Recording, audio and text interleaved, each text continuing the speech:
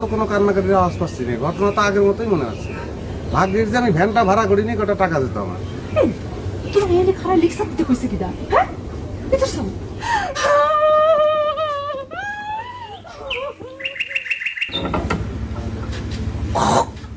তালা তো মনে হয় ডজন খানিক কিনেছে বাবাজি। ওই তালা কেনার পয়সাটাই তো পানিতে গেল।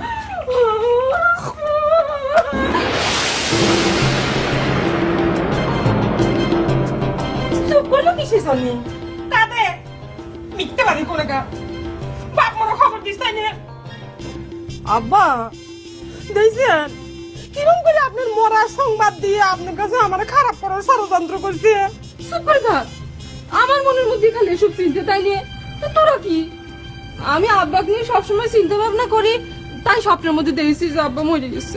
তোমার স্বপ্ন চিরদিন স্বপ্নই থেকে যাবে, মানে সেটাই থাকা উচিত। আব্বা মরবে কিসের জন্য?